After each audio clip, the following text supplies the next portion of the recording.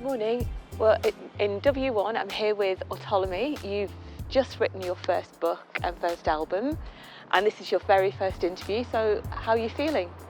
Yeah, I'm feeling really great. Thank you very much. So, obvious question first. Most people would, writing a book in itself is a huge challenge. Writing an album is. Why do both together?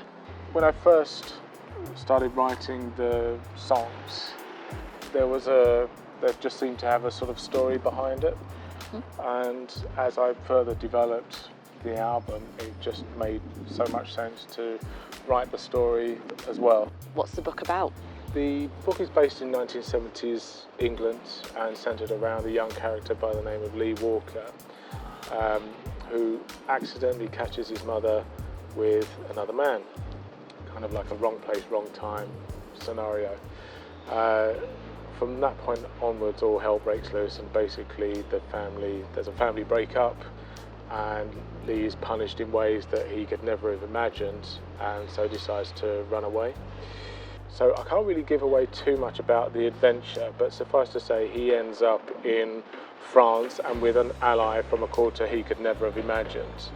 And the book basically is about family, betrayal, and manipulation. So where did the idea come from? A tune that kept going around my head, or I had going around my head years ago.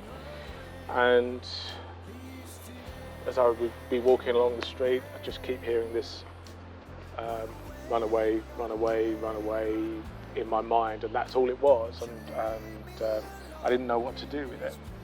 And then one day I really just decided, well, why don't I write this song? There's a phrase, I think, a saying, it's write about what you know. So is the book at all autobiographical? It's a fiction for a reason, but there are aspects of me in Lee. You know, I was a little bit of a tearaway when I was younger. The less said about that, the better. I really enjoyed the characters in the book, but the main character, Lee, is really young. How come?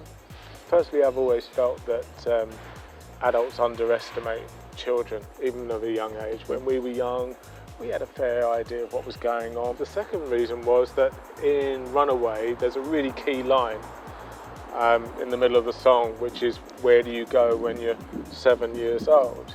Now, it just never worked if I'd have said, where do you go when you're 10 years old or 9 years old? There was no other number that worked within reason for that song. But he gets into quite some adventures at 7 years old. Do you think it's realistic what he gets up to? Yeah, I do. I think about myself when I was that age and the things I used to do. Like my parents would say, you're going over the park to play football, just stay over the park.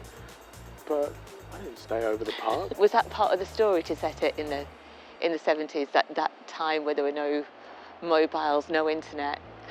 Yeah. I genuinely think if I'd have tried to set it in a modern day setting, it just wouldn't have worked. I mean, there's no way in this day where everyone has a camera, every street has a camera on it, that you wouldn't know, you wouldn't find that kid very, very soon. In the 70s, it just generally made things a little bit easier because, not everybody had televisions, not everybody had a telephone. And as I sort of preface in the book, it was just a simpler time, but things worked.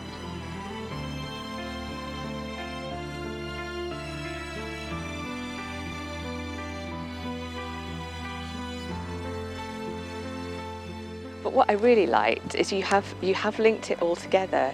You've got these road signs at the beginning of every chapter. How did that come about? I'd envisaged every chapter to have an illustration at the beginning. I'm not an illustrator, so trying to find someone who could do that and actually put the illustration together of what was in my mind was actually very, very difficult. And after about 3 or 4 different iterations, and that just didn't work, a friend of mine had suggested going down to a market, and there was a guy down there who had some artwork for sale. Yeah. And I talked to him about whether he could do illustrations or whether he knew someone who could do illustrations, and we talked about the project, and he said, well, why don't you do something symbolic rather than an illustration? So that got me thinking, and then that's where the road sign came about. Now I could do that myself. Listened to the album, loved it, but really surprised by the range of genres on it. Was that by design?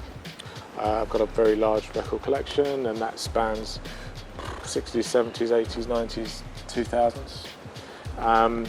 Goes across dance, disco, pop, soul, house, hip hop, rap. There's a whole album section, you know, and you've got concept albums, classical, you know, so there's a whole bunch of influences there. So the album itself, you know, it starts with a soundscape. Second track is a dance pop track, something upbeat. Third track is a little bit more classical based. Fourth track is a soul track. You know, fifth track is a ballad, so on and so forth. So the tracks were just influenced by, lots of, you know, so it's a big melting pot basically, and each track is just the way I felt it should be. You started with vinyl as a young lad, as you said.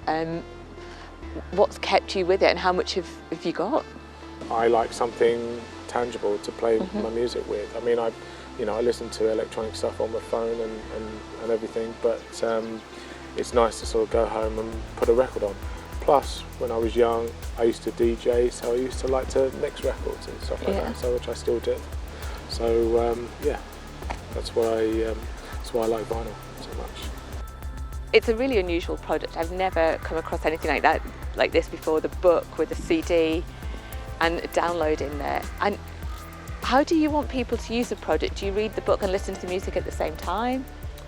Originally, when I first thought about this, I actually thought about in each chapter or wherever it was relevant to actually put a link to the song and say, kind of like, now listen here. But actually, no, I think that you'll start to get a gist of what song is what.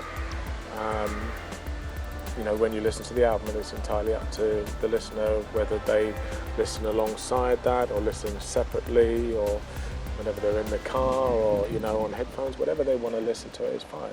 That's all, you know, all I would ask for, really. It says in the preface of this is part 1 of 3. Can you tell me a bit more about that? When I knuckled down to write the first book, I realised that there was a little bit more adventure to be had, and so the first book, or part 1, Say Goodbye, really just sets the scene for the second book. The second book is going to be called Assisting Fate, but that's written. The first manuscript of that is written, but it's not been edited yet, and it's not gone through the process yet. So, and I've got some songs lined up for that, but it's not a full album's worth yet. So, but that's for a little while down the line. I'm going to focus on this one. Well, this definitely left me wanting more, so I'm so happy there's more coming. Thank you very much. Really enjoyed talking with you today. Thank you very much.